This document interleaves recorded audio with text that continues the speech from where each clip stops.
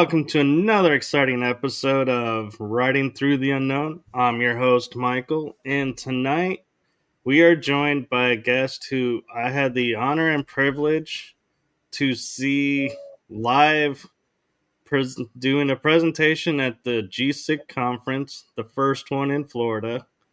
And she was also at the second one where we saw you could see on live stream. But it is my pleasure and honor and blessing to have her on this show tonight. And I feel she has so much great information to share with you all. So I am going to hand it over to her to introduce herself. The one, the only, the amazing, talented Sherri Divband. Oh, thank you so much, Michael. This is our first time connecting, and it's an honor for me to be invited onto your platform. So thank you so much for having me, and to your audience for joining us tonight. Yes, thank you. And for those that may not see you on all the speaking circuits that you're on, would you mind giving a little bit of background of what you do for the children in the awakening? Yeah, sure. It's a long, complicated story, but the very brief Cliff Notes version of it is that I have been a registered veterinary technician as my career essentially for over 20 years. So I dedicated my life to animals. I worked in the intensive care unit and for many of those years.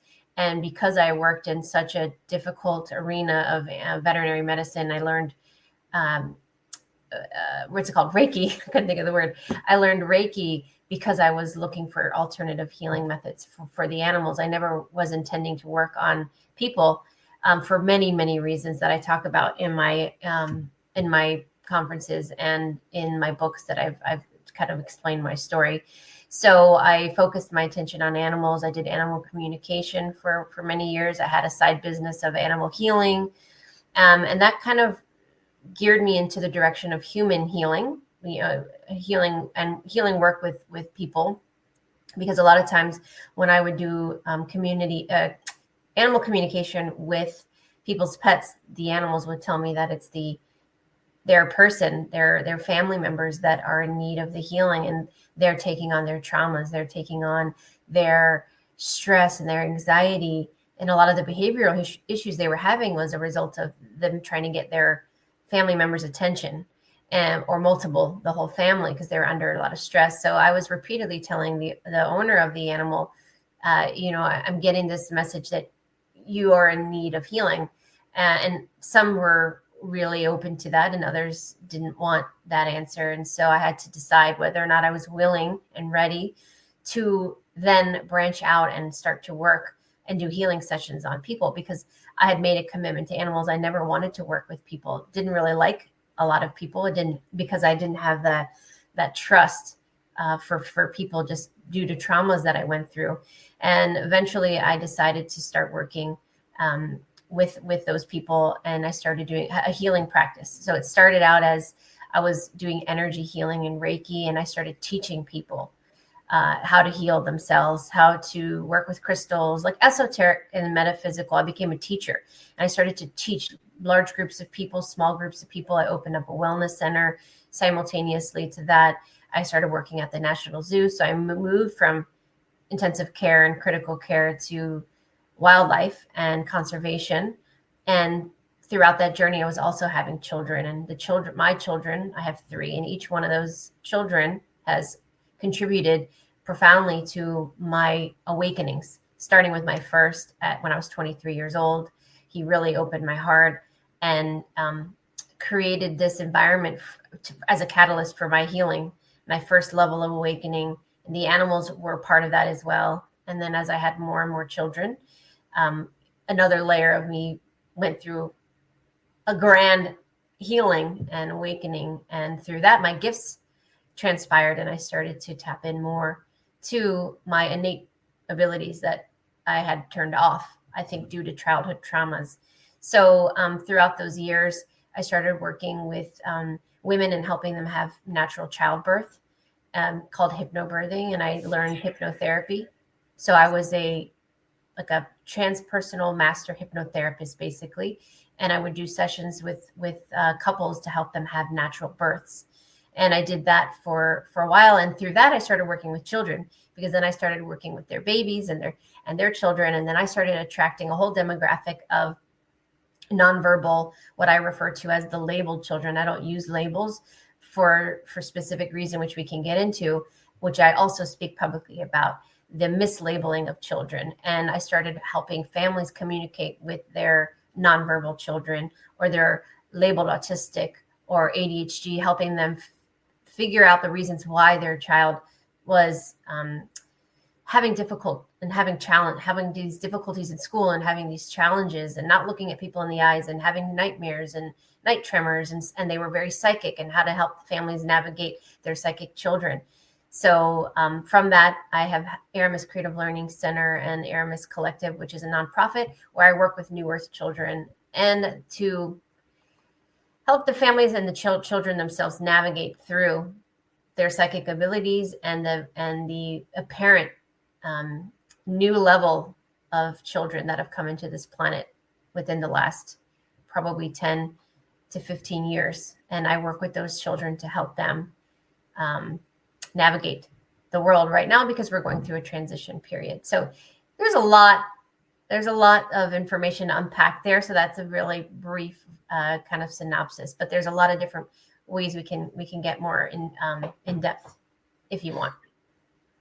I will say the one thing that I think in listening to your talk that kind of pulled me in a way into where I was like, so in transparency, I was telling Sherri behind the scenes that I had, after listening to her lecture, started following her and kind of supporting and watching in the background. And I think what it was is, like you were saying, the fact is, you look at children as, okay, this is where they are, not what they're labeled as. Mm-hmm. And I've been the same way. As I had a semester in school where I was helping as a teacher's aide during school for autistic kids, and a lot of them I was like, there's no difference between them and me, except they, I feel like, are misunderstood.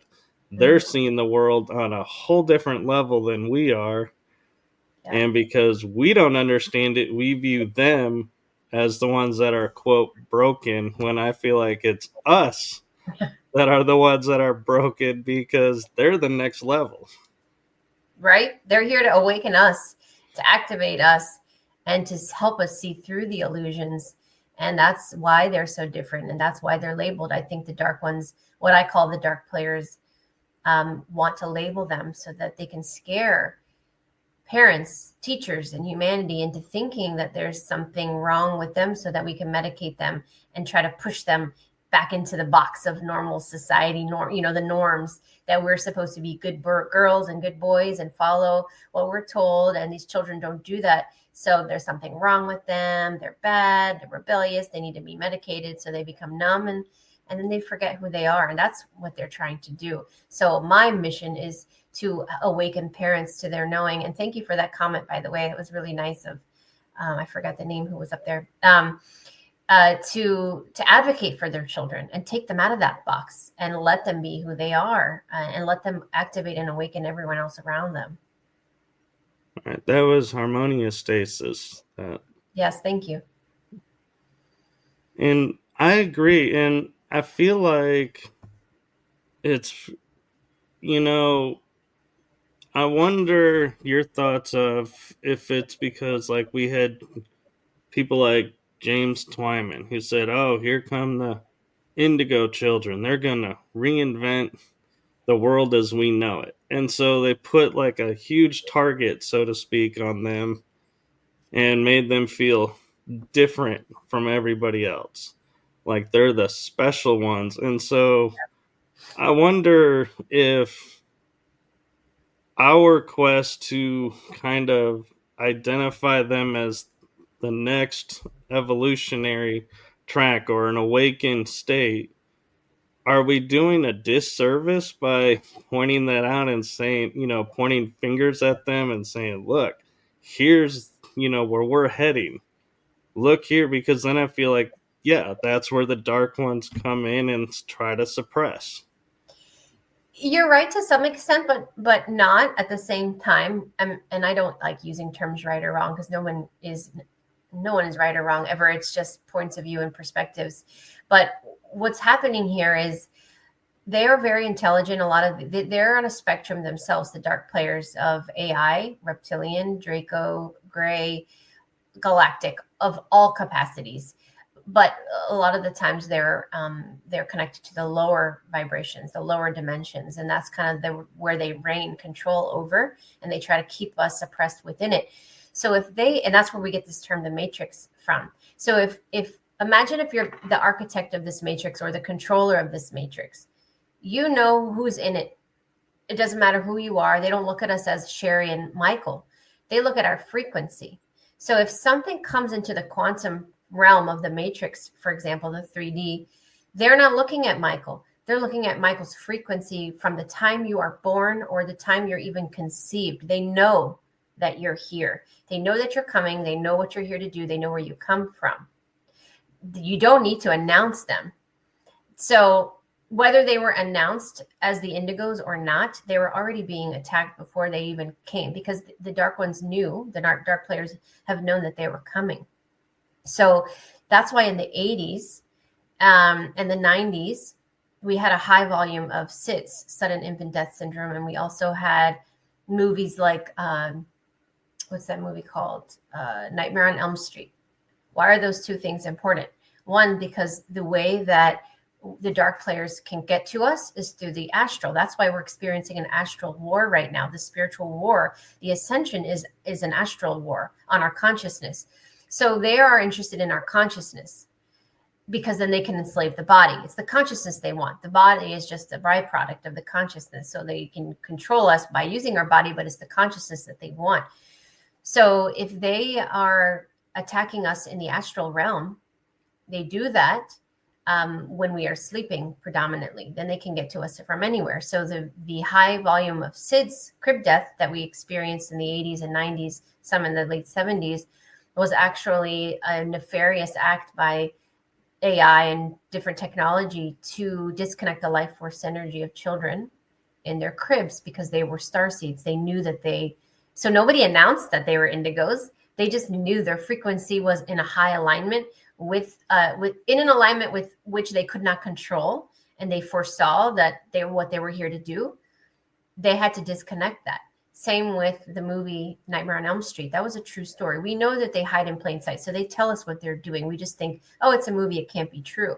But they were telling us what they do. So they attack people in the dream state, which is what I just said, the astral. And they attack children through the dream state. If they can get to them before the age of 7 years old, they're easier to suppress and manipulate. So that's why we have such high volume of night terrors, nightmares, because they're being terrorized in the astral realm by shadow beings and different entities. So they don't have to be announced. But you're also correct in that announcing them back in that period of the indigos, early indigos, which was 60s, 70s, and the next stage of indigos, 80s, 90s, that brought an awareness to the consciousness of the collective. So it's twofold. A lot of things were happening at the same time. Which makes sense. And I like how you bring in the astral plane, because I was just recently talking with a couple of guests, and using the matrix as a frame of reference, going where we are right now is like the matrix program. The astral is the real world.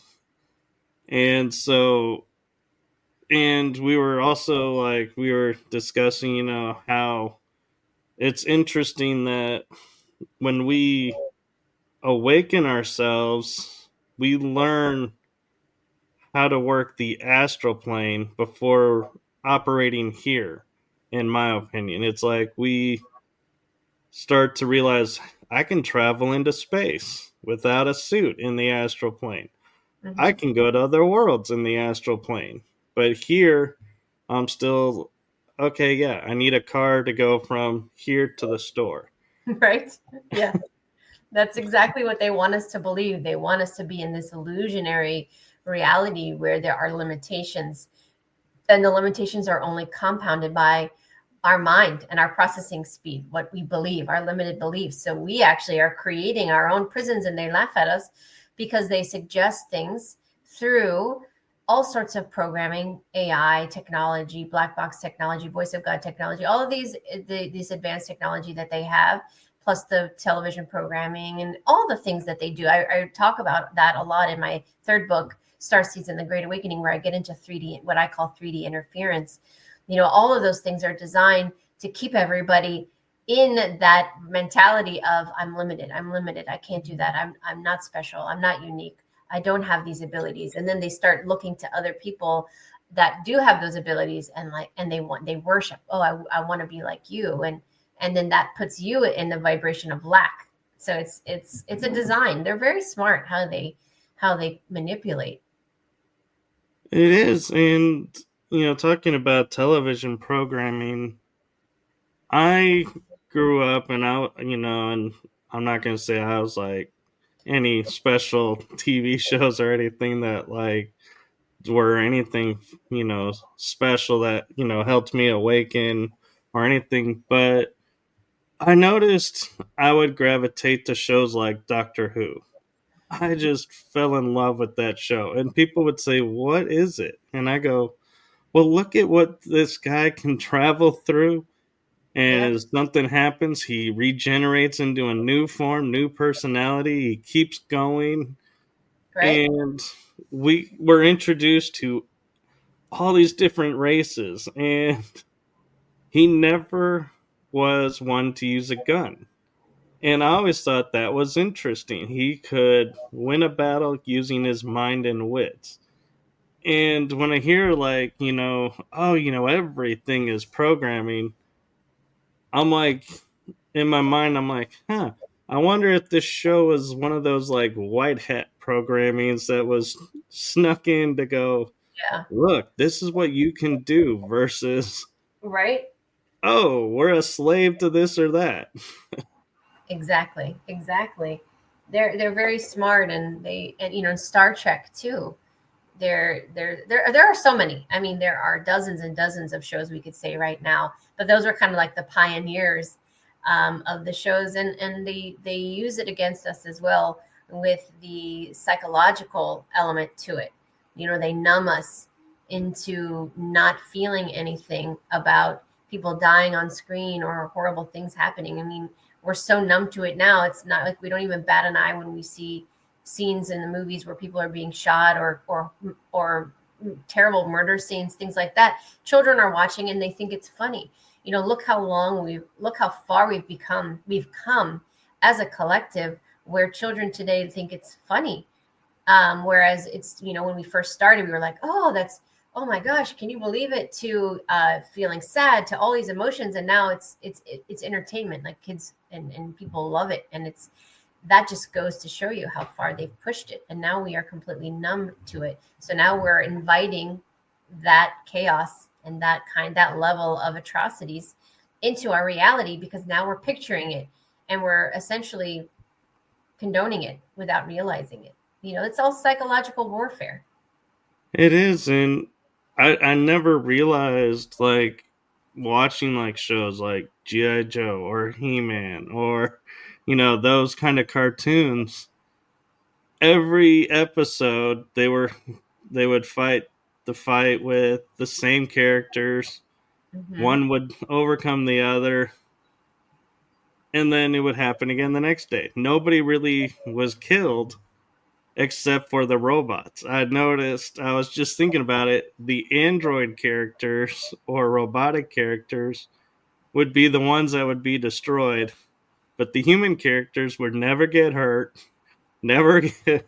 And I'm like, I'm looking at that and going, it's interesting how never put that together Yeah. growing up and watching this show, that we're taught, yeah, you can fight these people, you can shoot a gun at them, nobody will get hurt, a laser at them, nobody gets hurt. I'm like, yeah, people do get hurt. Right? Yeah, that's it. So, what is, in your opinion, because I know you're the founder, so when you created the Aramis Collective and the Aramis Learning Center, what was your mission in mind? What was your vision of what you were creating? That's a really great question, Michael. And it's funny because I don't like to say I was tricked into it, but it's a funny story because my daughter, so I had two sons, and about 11-ish, 11 and a half, 12 years ago, I had two children, and I was communicating with animals. I was doing all of these things. I was doing sessions with people, and my daughter's soul came to me, and she said, I'm coming into your life. I'm going to be your daughter. I need help. I need you to be a part of I need your help. I'm asking permission because I have a huge journey ahead, and I'm going to need your support, and basically let me know ahead of time. She didn't tell me what she was going to be doing, but it was big, and she had a lot to teach me. So for almost a year before I got pregnant with her, I would communicate and channel her regularly. And then when I got pregnant with her, every week or so, I would continue channeling. And I almost all the information I knew up until she was born, I learned from her. She's been one of my greatest teachers. The soul of my daughter was a vast knowledge. I mean, just so much information. And she's the one that taught me about children and the different types of children. And that's how I wrote about them in my book, Divinely Guided. Indigos, and then the crystals came, and then the stars came, and then the rainbows came, and then the divine. She taught me all of that. So when she was born, around the age of 2, she started showing a very big interest in being a teacher. As soon as she went to preschool, she came home and announced, I want to be a teacher.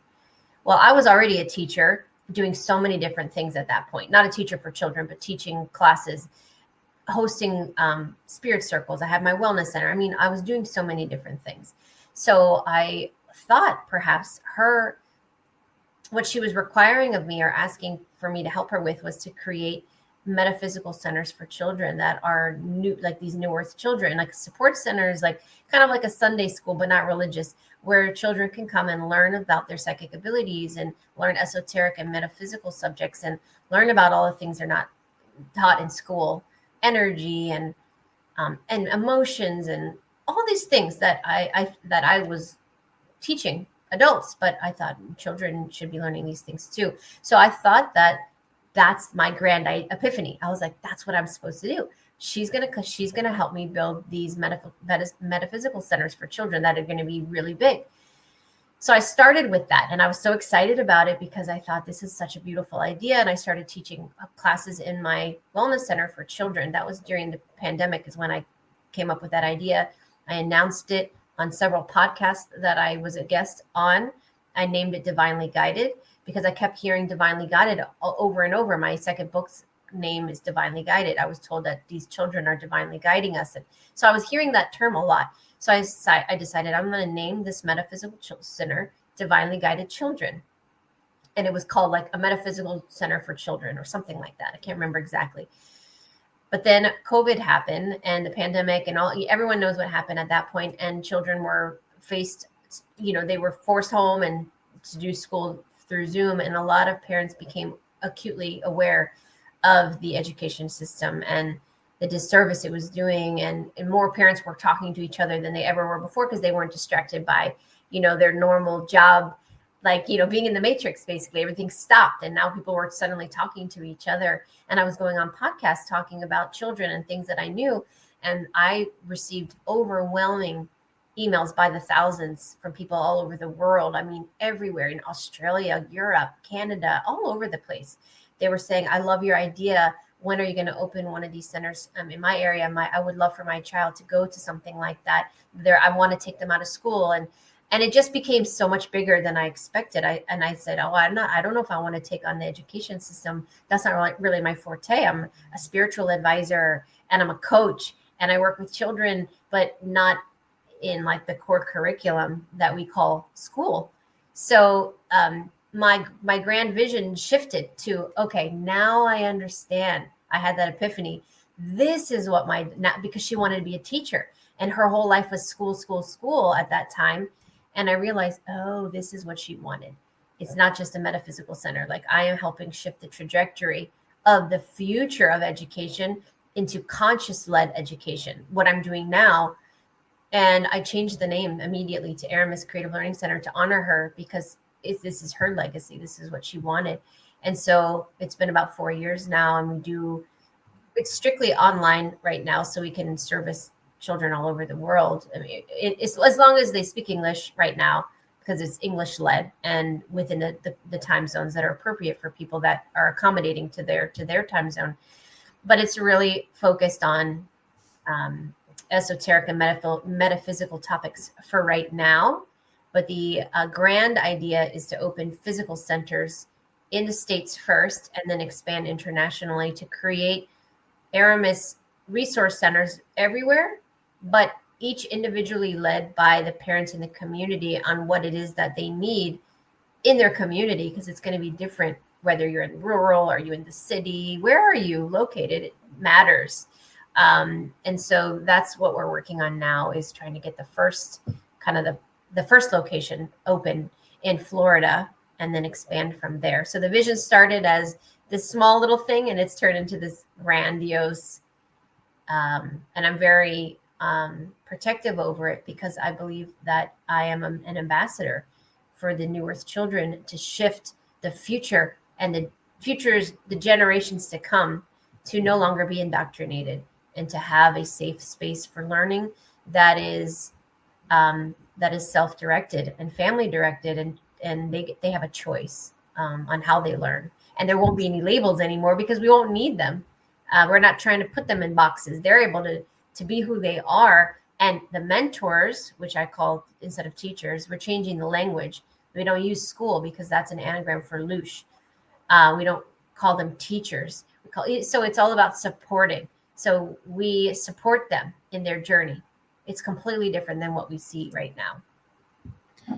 No, that's perfect, and I love that. And I have to agree that, the system is flawed. I won't say is broken beyond repair, but there does need to be some major changes to it. And I love how your perspective of it is, I'm not going to take them on.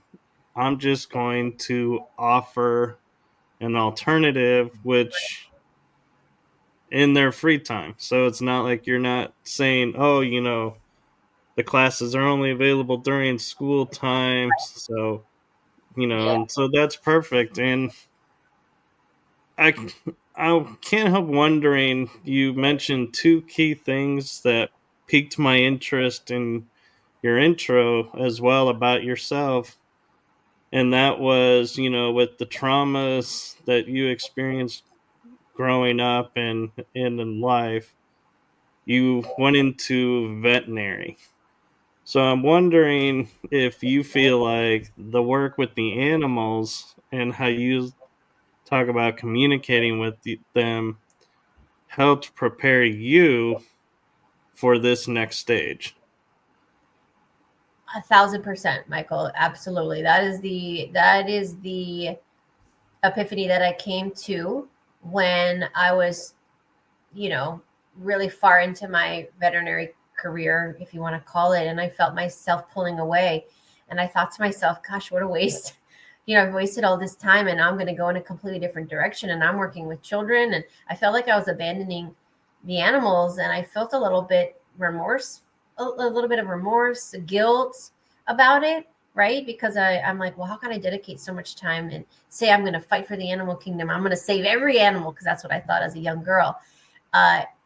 And now I'm abandoning them. These are the thoughts that I was having. Obviously irrational looking back, but in hindsight, but necessary for me to go through that grievance, because I realized that the animals saved me. Because when I was a young child, I was a child to teen parents. I was the only child to this day still. They never had other children. They didn't stay together. And I was lonely, and we moved around a lot. I was bullied a lot, and I was like a weird kid. Sorry, my fan is blowing on me. It's tickling me, my hair. But it's so hot in here. And so my dog, Chelsea, at the time, I had a German Shepherd, and she was my best friend. And when I was sad or feeling lonely, I would have her. And she was my introduction, I think, to the animal kingdom, and what made me love the animals so much, because I noticed she gave me unconditional love, and everything that I was lacking, all the void that I felt, she filled. And I looked out at humanity, and I noticed grumpy adults that were just mean, and kids were mean to me. And I'm like, I don't trust any person, and all the bad things that happened to me. I just became reclused a lot, and I didn't feel connected to humanity at all. So animals were the only thing that made me feel whole, and I felt safe because they gave unconditional love without question. I never got in trouble. I never got yelled at. I never got beat up. I never got tortured and made fun of by an animal. It was unconditional love always. And I wanted to feel that all the time. So my idea of going into veterinary medicine was because I thought at the time they could save me and I could stay like that in this bubble. But what you don't realize when you go into vet medicine is that you actually deal with people in such a big way, because the owners of the animals can be very entitled, very argumentative, demanding. And I was like, what the heck? So that's a big part of why I went into ICU, because I was hidden in the back. And a lot of times the owners weren't allowed back there, and I could just be with the animals, and I had my patients, even though they were in critical care. I felt like I could just give them the love and support that they gave me, and no one would bother me back there. Right. And I hid for a long time. I did that.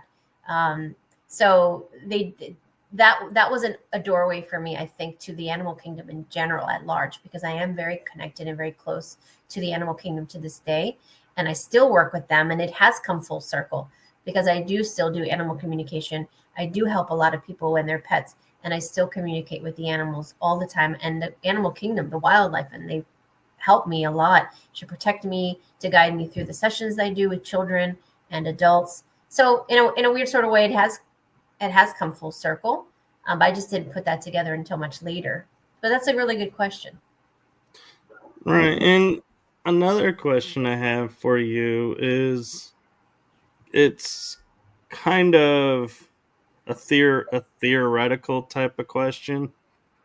Okay. And I've noticed, like, every pet that I've had, I swear they can understand me, I can understand them, and they have such a human persona about them. Yeah. Like, when you're talking with them and they don't understand anything, like a human will tilt their head, like, wait, what?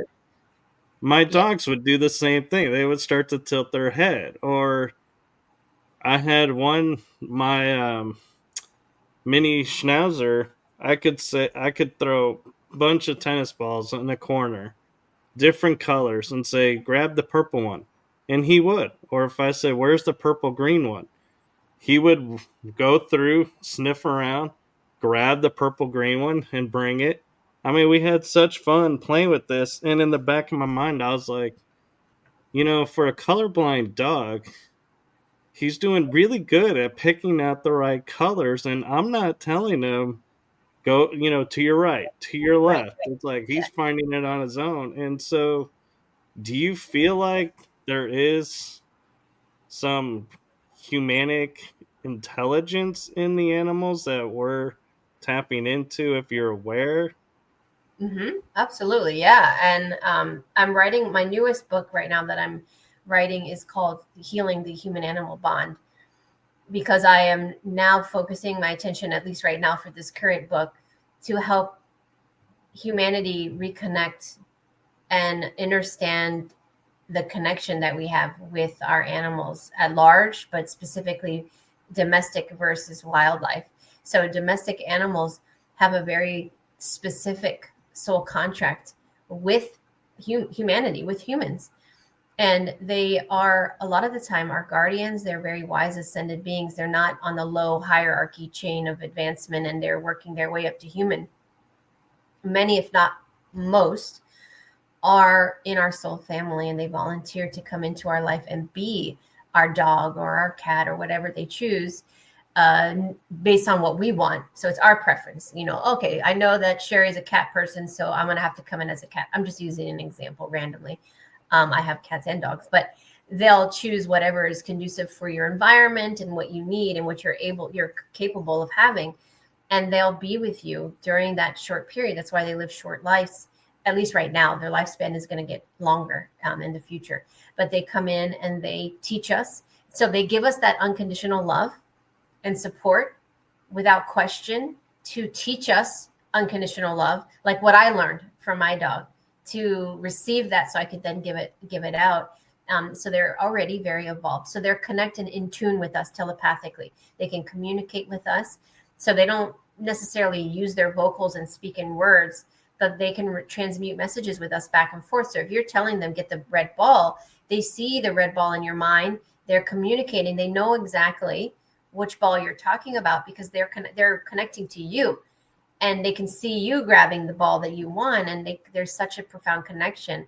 And of course they can learn our words. I mean, if you were to go to China for a summer, and all of a sudden you're not going to speak fluent Mandarin, but at some point you're going to learn some of the common words, right? So it's no different for an animal. If they hear the word walk or run or food or those key words, they don't speak English, but they do kind of, because they learn over time our words and what they mean through repetition. So some of it is that, but they are very evolved, and they are here as our companions. We know them. That's why sometimes we have such a profound connection, because we know them outside of here. They are souls that we have once been humans together, or animals together, or outside of in another planet together, and they come to support you in so many different ways. They heal us. They they transmute our traumas for us as much as they can. That's why many of them get sick. They take on our stress. They take on our worry. They take on our burden. They give us so much love, love, love. Let me love you. Let me love you, and fill the voids that you're lacking. And they're magnificent. And that's really what I'm talking about in my new book, because people need to understand that they're not low on the food chain or the totem pole of hierarchy of density of consciousness. They are, and in fact, our biggest protectors, guardians, and supporters and teachers. I love that, and I love how you explain that, and it kind of put into a thought in my mind and it's like, I love how the universe is like, yeah, you probably don't need to mention that thought, because now it's like completely gone from my mind. Oh. But I'm wondering, when we talk about, like, the connection between us and them, I had a guest that explained, and I'm curious your views of this, is when their lifespan is up and they've fulfilled their contract, they bring, when you're ready, the next step, so to speak, in your development. So a new pet arrives, Mm-hmm. and they have the same characteristics or adapt to your style right away, and it's like, the bond forms right away. So do you think that that is something that they do communicate with each other and going, hey, you're going to go hang out with Sherri, this is what she likes, so if you do this, she's going to really appreciate that, and that'll remind her that I was there, and It's like an so on and so on. orientation. Yeah, and it's not so 3D. Like, they already know because they're watching over. So if the animals come into your life for stages. So I know Chelsea, for example, my dog growing up, she came into my life for a very specific period of time, from the age of like 3-ish until I was in high school. That's when I needed the most support and that unconditional love, because it was probably the hardest time of my life looking back. And then she passed on, and then I couldn't have an animal for a little bit because I was doing that young adult thing, and I was moving around. And then when I was ready and I was settled, my cat Isla, a Sphinx, came into my life, and he was there for me for the next stage, different soul, not the same soul. And he was there to support me on my next stage.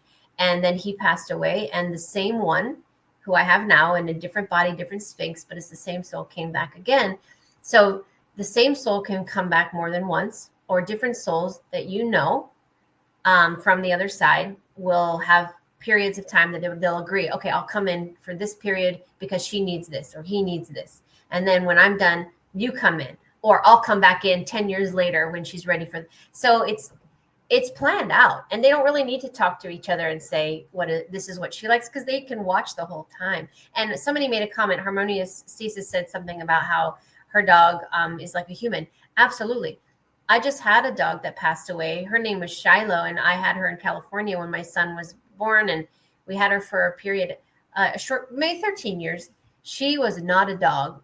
Anybody that met this dog, they would look in her eyes and say, she's a human. So weird. She didn't like to play.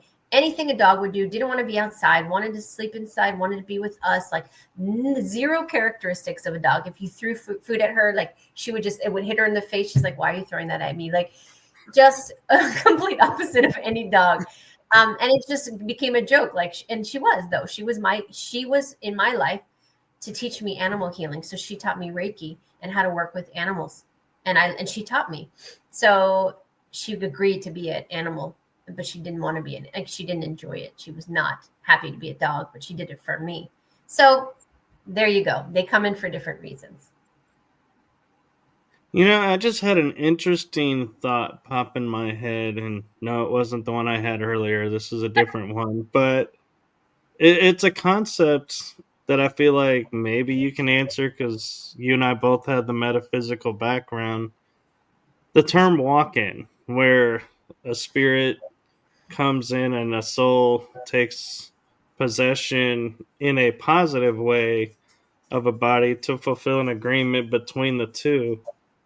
Do you feel like animals may do the same thing? Can animals do walk-ins with animals? Yeah, absolutely. I'm talking about this in the book too. There are different layers of walk-ins. So let's say a family gets a dog, and this soul comes in and stays with them for 5 years. And then the family, something happens and they can't have the dog anymore, and they give it up for adoption, and the dog ends up going to a completely different family across town. They don't even know each other, or maybe in another state. They can switch souls. So there'll be a walk-in. So the soul that's connected to that family will agree to go into that body and be with that family. Completely different soul, same dog. Same if, like, let's say right now I wanted to take my family and I wanted to get a kitten. And a litter of kittens was just born. Once I pick the kitten that I want, the soul may not have even attached to it yet. They wait for us to find the one we want, and then quickly they'll go in, and that's how they find us. So it's very complicated and very layered, but they can do that. They can switch around, pop in and out. It's really easy for them to do that. Same with people and walk-ins. Right. And I'm like, in the back of my mind, I'm kind of laughing because you say it's a complicated. I'm like, that didn't sound complicated at all. It made Well, total sense. yeah, right. It's just there's lots of layers to it. It's not just cut and dry. They can pop in and out. Another example of that, Michael, is let's say you have two animals, okay, and two dogs, and one of the dogs dies from old age, whatever. It's nothing traumatic, just they pass on. And now the dog that remains, what will happen sometimes if the family is really mourning and having a really hard time, the fractal of the soul of the dog that just passed will hang out and merge astrally, and integrate, not completely, but with the soul of the dog that remains, so that the people will be like, Sherri, I swear that Fluffy is now acting like the other dog that left, Sasha. And I'm like, well, Sasha's hanging around Fluffy, and Fluffy's taking on the characteristics of Sasha to show you that he's still around, or she still loves you, and all of these. So they can also do that. So there's kind of two souls hanging out. And then when that Sasha's ready to go, she'll go. But a lot of times it has to do with us. Like, they're trying to help us. They want us to be okay. They want to make sure we're okay. And then they'll go on, because they understand that our souls are going to meet again, and already are meeting again in another plane. It's just in this reality. They want to make sure that the human version of Michael is okay when they go, knowing that they're already with your soul someplace else. But we want to make sure Michael is okay. That's how it gets a little bit complicated, but it's also really simple. Right. And I actually just had the thought pop in my head that I forgot earlier, and that was you had talked about like the bond and how one become is like the other, and you become inseparable like one. And I had my miniature schnauzer I called Spirit, and when people would ask, how is Spirit, I would sometimes slip and say, oh, I'm doing great. And it's not that I meant my spirit is doing great. It's I always thought of him as a miniature version of me. Like my energy level, a piece of it was in him. So he was like my counterpart. So if I, like you were saying, was feeling low and felt like, he would come and he'd be like, hey, remember that energy you gave me? Here's some of it, and he'd just lay next to you. And it's like all of a sudden you'd start to feel better and feel more yourself. And so I, you know, have a little bit of hard time sometimes because I was on a road trip when he passed. And so I was like, part of me is like devastated I wasn't there for him in the last minute. But the other part of me knows, he was with my parents, he was loved, and he knew I would be there if I could have been there. And part of me thinks, too, though, he chose that time because miniature schnauzers are supposed to last until 12, 13 years. He was 16. So he had gone way over. And I Yeah. felt like it's because my energy was mixing with his energy. And it was time for him to go. And I think he knew if I was there, I would not allow it. And I would keep doing the Reiki, keep doing every healing modality, keep doing everything I could to keep him there. And so I think he was like, yeah, I know you would be there for me, but at the same time, I know you would fight to keep me, and I didn't want to put you through that. Yeah. Yeah. You're absolutely right. They most of the time when I've done sessions on people who are so guilt ridden because they were not present with their animal when they passed because they were on a trip or they weren't home or whatever it could was. Most of the time, the message that I get is they did that on purpose because they knew they wouldn't be able to go if you were present. You would like pull them almost like a magnet, and their soul would not be able to leave. And so they'll take that opportunity when you're not there to exit, and it makes it easier for everybody that way, including you, actually.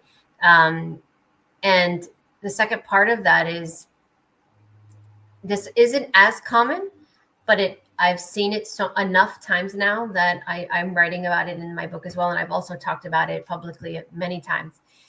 The We have the option of having a fractal of our soul, so it's us embody a pet from for our choosing. So they are in essence ourselves, a part of ourself, giving us love, and so they are like you're such a strong bond with your dog or your cat or your bird or whatever you have because it's actually your soul.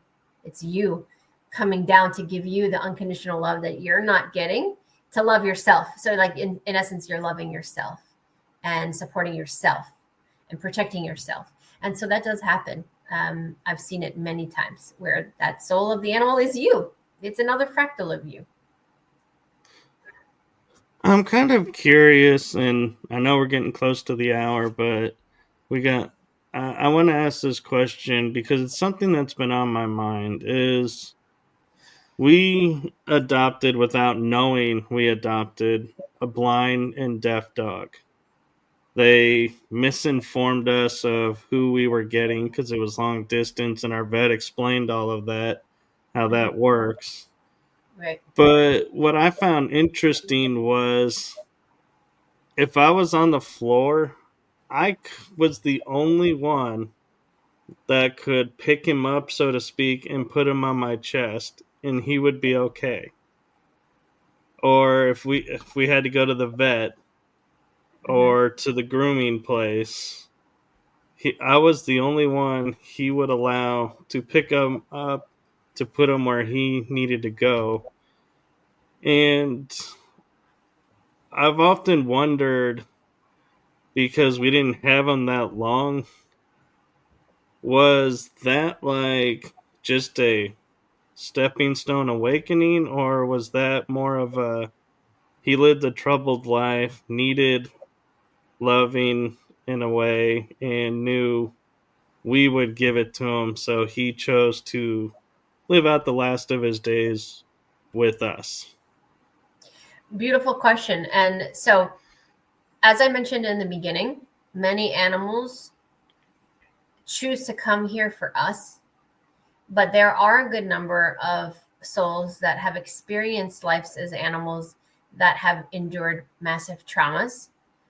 So they'll come in as an animal one more time to be partnered with a soul like yours, for example, and you're part of their healing. So it works both ways. And so this, in this particular example you just gave, it's, to me, it seems like that happened to this soul, this dog, and was brought to you as an end of life soul contract for him to be with you. And your energy, the frequency that you gave off, was very healing and calming for him, because perhaps you knew each other, or it's just you were part of a soul healing team. Somehow on some level you guys were connected, and by you holding on to him, he was able to heal those fragmented aspects of his soul before he crossed over, and you helped him with that. So it works both ways. It's not always they're our saviors. We are we are a lot of the times healing them as well, and that's a good example of that. I like that. Yeah. So we have about 7 minutes left. Do you want to, and I'd like to give you the time to share what is coming up for you and for your Aramis collective and the learning centers? Yeah. What's happening? So 2025, I feel like, is a big year for most people. I feel humanity has gone through a massive awakening over the last 3 to 5 years, and is going to continue to do so in 2025. So we are finally going to be able to step into our true calling. So people like you hosting podcasts and channels to get information out there, and all the networking that's going to occur, and you branching out and into public speaking, and other people that are doing the things that they're doing, and the healers out there, we're all stepping up, and we're being prepared to embrace the change that's coming. So there's so many good things that we are working towards. So I think next year is going to be a lot of about action and change, and being the change that we want to see, and facilitating the change that we want to see, and putting new ideas out there. So for me personally, I have a lot of conferences coming up. I have several retreats. I have a new book coming out. The animal book is Healing the Human Animal Bond. It'll probably come out in the late spring, early summer. We have a retreat in Jupiter, Florida coming up in February, where myself and two amazing friends of mine, Abby Lynn and Laura Van Tyne, will be hosting a healing retreat for men and women to help them facilitate their growth and their healing. And we're going to do another one likely in, I can't say where it is yet, but it hasn't been announced, but internationally next November. Several conferences I'll be doing: Journey to Truth, Disclosure Now, and a few others that haven't been announced yet. So there's a lot going on. I have a new children's book. I also have a children's book series called Divinely Guided. We have 9 or 10 books, I can't remember, but we have a new one coming out any day now called The Chakras, and it's all about teaching children about the chakras. So that's also coming out. What else can I tell you? I don't know. I'm listening to all of this and I'm like going, okay, there's how many hours in a day? How are you able to do all of this? I don't know, Michael. Everybody asks me the same question. I don't know. I also have 3 amazing children myself, 2 dogs and a cat, and lots of stuff going on. But you make time and you prioritize. Somebody had a question: how can I talk to animals? I teach classes on it, but I'm not trying to sell anything right now, because I don't even honestly know when I'm going to be teaching it again. But Anybody can. And I'm putting some information in my new book about that, how to do that. I've talked about it in interviews. I have a webinar on my channel. So I have my own channel on YouTube, Sherri Divband. And a while back, I did an animal webinar that I have put on there. And it talks a lot about animals in general. A lot of the things that I talked about today. And I think I talk about communicating with animals. But I'm going to just tell you really quickly, it's not how you think. It's not like a Dr. Dolittle style. It's not how you see portrayed in the movies where you sit and have a full-on conversation with an animal. It's done telepathically. That's how they communicate with us. So that comes through as our own thoughts. So if you want to communicate with your animal, your pet or a past pet, work on raising your vibration, making sure that you are the most grounded and stable and balanced that you can be. And then put out the intention that I'm communicating with your dog or cat or whomever that's alive or not. And if you have an animal that's alive in your home, you don't need to sit in front of them on the couch and look at them in the eyes and conversate. That's not really how it works. You close your eyes, get yourself into a meditative state. You can even be in a completely different room. And I actually recommend you do it when they're in the other room, maybe just hanging out or maybe taking a nap or something. And you communicate with them through your mind. And most of the people watching this that have animals are communicating with them and they don't even realize it because it's coming through as your own thoughts. So you're discounting it. But how many times have you and your animal been in sync about something? And you go downstairs and like you read their mind or they read your mind. It happens all the time. We do it. We don't realize it a lot of times we're communicating. So that's a really quick Cliff Notes version of it, but it's anybody can do it. Anybody can. It's just sometimes we go about it in a more complicated way because we think it's more complicated than it actually is. You're not going to hear an audible conversation most of the time. Some people do. It's going to come through as you're just communicating telepathically. There's an exchange, if that makes sense. It does, and to me, I was thinking, yeah, it is heart based too. If your Right. heart and mind are at peace and in the right alignment, yeah, you can communicate and hear things going on that normally you would not. So I think it has to do with your energy and how attuned you are to the energies. Absolutely. That's a huge part of it. And with anything, any kind of intuitive development, you want to communicate with your angels, your guides, your higher self, the animal kingdom. It has a lot to do with that. And, you're not alone because in this comment right here, because I work with a lot of people all over the world. I don't work with just children. I do one-on-one soul readings every day. And I communicate in those sessions with people's higher self and their guides or their guardians, or I connect to where they're not really where they're from because no one's from a specific planet, but kind of the origin path, where are they most connected to? And then I'll connect with like their Andromedan family, for example. And a very large percentage, let's say, of galactic civilizations don't have domesticated animals. They are they coexist with nature in a unified, respectful way. And they can communicate telepathically, but nobody owns an animal. So it's very uncommon and more a very 3D concept to own or take possession of an animal, which is where we get the term domesticated from. But I just want to say that it's designed, and this is what I'm talking about in my book, it's for a reason. They choose to come here because they know how convoluted the 3D is and how much trickery, how much 3D interference, and how much we are being sabotaged, programmed, manipulated.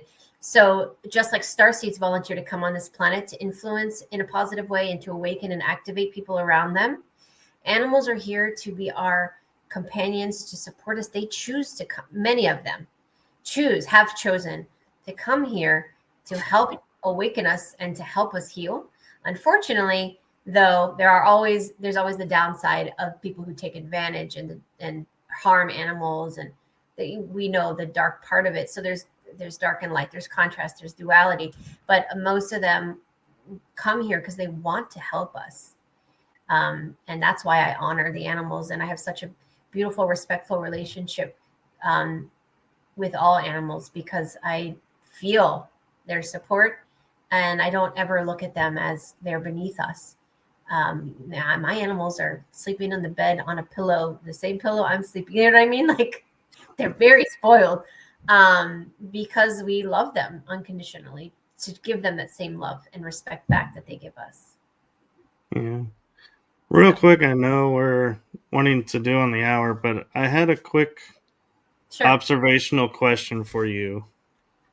When it comes to, say, dogs, cats, fish, birds, when we call them pets versus children, because like I view my dogs as my kids, Mhm. do you feel like the vibrational change is there and that's why the bonds are different and people feel and react differently with them is because one views them as an object where the other views them as family? Great question, Michael. And I think, unfortunately, with the 3D convolution, one of the things I mentioned is the word jumble that we have. Like, words have power, meaning behind them. I don't particularly like to use the word pet. I try to use animal or companions as much as possible, and I don't like using the word owner. But they're mixed in with our vocabulary. It's just part of, this is what we're used to using. Same with, I don't like using the word kids, because kids are baby goats, and there's a reason why they mess with us and call kids kids, because obvious reasons. So does that mean that someone who refers to their animal as a pet is a bad person and doesn't respect them? No, I don't think most people even think about it. That's what they're called. They call them pets. They don't mean any ill will towards it. They love their animals just as much as anyone else. But I do see that people who incorporate animals as a family member and say they're their children, it's almost sometimes next level, and you can see a frequency shift. But to me, it's whatever your focus is on. What is your intention with your animal? They don't speak words, they speak frequency and energy. So whatever you feel in your heart towards them, they feel that, regardless of if you called them whatever you called them. It doesn't matter to them. They know your sincerity based on the energy that you're giving off and how you treat them. And that's why the 3D is so complicated and convoluted, because the words mess everything up. They are so convoluted. They're so jam-packed with programs and frequencies and spells that we just have to be careful. But me saying the word pet, I know in my heart that means nothing to them, because they know the love that I give means more than the word that I use. So if I forget sometimes and I say kid or pet, it's meaningless, because I've taken the power out of the word. So if we take our power back and we put out the energy and the frequency, you can say anything you want to a child. You can use all the best words in the world, but they're going to either be afraid of you or they won't. They're going to feel comfortable with you or they won't. An animal's going to feel comfortable with you or not, regardless of the word you use, because it's the energy that you give off that they recognize, and that's how they feel safe or they don't. So words are just words. It's the feeling that we give that matters. No, I love that because that brings a lot of serenity and calmness to it. Because I've often, like, I will beat myself up sometimes for saying to someone, "Oh yeah, this is my dog." I'm like, it's not my dog I know. or my anything. And so yeah, I appreciate hearing you saying that they don't pick up that and don't view, oh, I'm now his this or that they Right. know what's in the heart. So I'm glad to hear that. Yeah, that's why I'm writing this book, because people need to know all of these things, because we have so much guilt. And one of the biggest messages I get I receive from the animal spirits to their animal companions, their family, is tell them to stop worrying, tell them to release the guilt. Because what you're doing by having that guilt and shame and all of these things is you're resisting the healing that they came to do. And so they're just going to have to keep coming back in, and it makes their job harder. So if we just release it and just accept and we surrender, it changes everything, and then they're able to do what they came to do much easier for us. It's um, they just try to teach us that. They try to get that message through the best way they can. Yes, and so I just want to share with you. I did put the links to your foundation, collective, and learning center in the description, and I somehow missed your YouTube channel, so that's why I put it on the bottom of the screen. So that is there for people to find you. So I shared as much as I could to help people Okay, I find you. appreciate you, Michael. If they want to find me, they'll find me. It's okay. It's okay.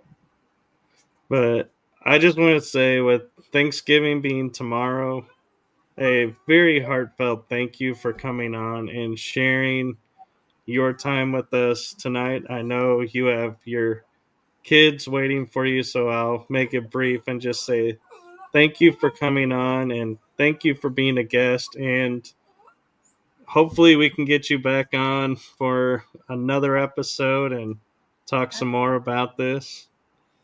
It would be my honor. And thank you for having me on. And thank you to your audience for watching, whether you're watching live or the replay later. Um, thank you. And I'd be honored to come back anytime. Just let me know and we'll work something out. And happy Thanksgiving to all of you out there for the true meaning of giving thanks and gratitude, not the 3D version of what Thanksgiving represents. But we can change. You know, that's a good example moving forward through these holidays. We can still celebrate and take the power back and our sovereignty by celebrating what the holiday means to us and where we want to see it go. So it's okay to still celebrate Thanksgiving or Christmas or not. It's completely our option, just like I'm creating alternative education. It's there as a choice. Everybody needs to have the choice. That's what I believe. So we can change the trajectory of the meaning of these things by putting our heart into it and saying, I'm giving thanks and I'm have gratitude for this, but not necessarily following the norms of what Thanksgiving means or Christmas or Easter or any of those things. It's we have the potential right now to stand in our power and create what it is that we desire. That's a superpower that we have. So happy Thanksgiving, happy Christmas, happy all of those things, happy Hanukkah, whatever it is that you celebrate or don't. And I'd be honored to come back anytime. Well, thank you. And again, thank you for your time. And we will end it here for this episode. And we'll be in touch for the next one. It most likely will be 2025. So we'll get to see what's going on there. So Cool. with that, I will say good night to everyone, or good morning, good afternoon, wherever you are in the world. And if you're asleep, do wake up and watch this episode. I think you will get a lot out of it and love it. So thank you to everyone. Have a blessed Thanksgiving and have a truly thankful week out of it. So good night, everyone. Bye.